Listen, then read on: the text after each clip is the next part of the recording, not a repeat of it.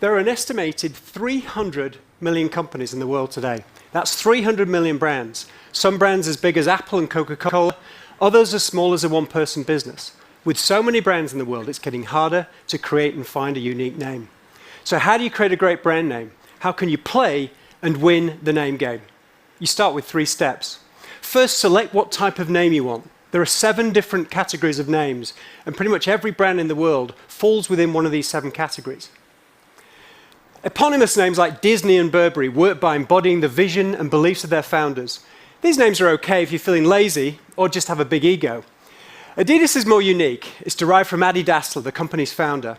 And Tesla wasn't created by Nikola Tesla. He died in 1943, but the name is an homage to Tesla's electrical engineering achievements. Descriptive names like American Airlines and the Home Depot work by telling you exactly what the company does, but these names can be a mouthful and are much harder to own and protect. Acronyms like GE and BP are just shorthand versions of descriptive names. Some acronyms are more strategic. Kentucky Fried Chicken switched to KFC because fried chicken didn't sound too healthy. And the Hong Kong and Shanghai Bank changed to HSBC to help the bank expand globally. Real words like Uber and Slack are ripped right out of a dictionary and suggest attributes or benefits. Uber literally means an outstanding example, so it works well for a company with big, broad, bold ambitions beyond ride-hailing. Now, real words might seem like good ideas, but in a world of 300 million companies, it's getting harder to find a name. It's hard to find any real words left in a dictionary.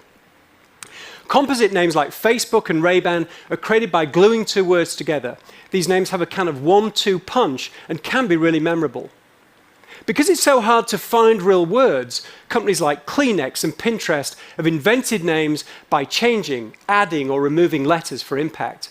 Now, invented names can be highly unique, but if you're not careful, they can start to sound like pharmaceutical drugs, or worse, the name of a sofa from IKEA. Associative names work by reflecting imagery and meaning back to the brand. The Amazon in South America is the world's largest river, therefore the Earth's biggest selection of books, clothes, content, and so on. Sirius is the brightest star, therefore the radio channels where you can hear the brightest stars of music and entertainment. And Red Bull associates to a drink with bull-like qualities such as power and confidence. Some brands are derived from non-English languages, like Samsung, which means 3 stars in Korean. Lego means play well in Danish. Zappos comes from the Spanish word zapatos, for shoes. And Hulu comes, I bet you didn't know that Hulu actually comes from a Chinese proverb. A hulu is a bowl used to store precious things. Finally, the 7th type is abstract names. Names like Rolex and Kodak. These names have no intrinsic meaning, but instead rely on the power of phonetics to create really powerful brand names.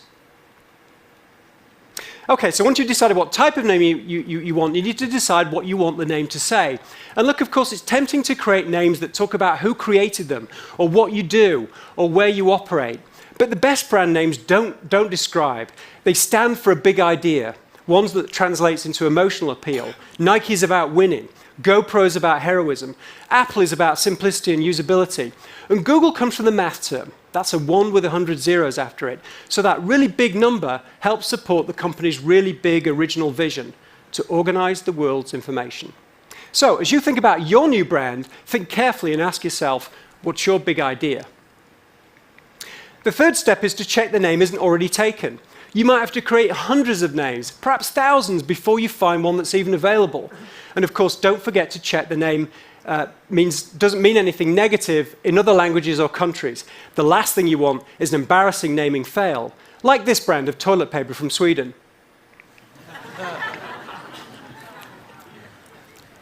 Finally, a few words about Alphabet. The parent company of Google and now one of the world's most valuable companies. Much has been said and written about the business strategy, but I'll say a few words about the name.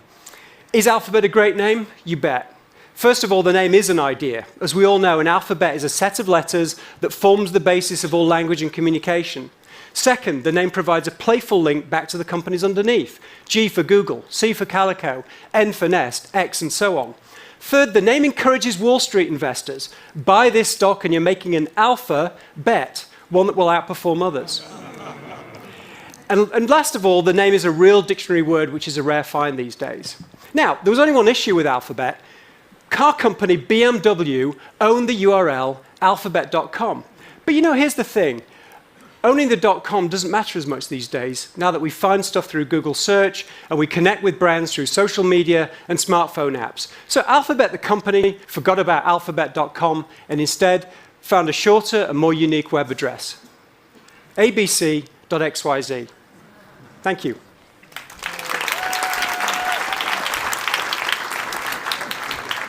Thank you, Jonathan.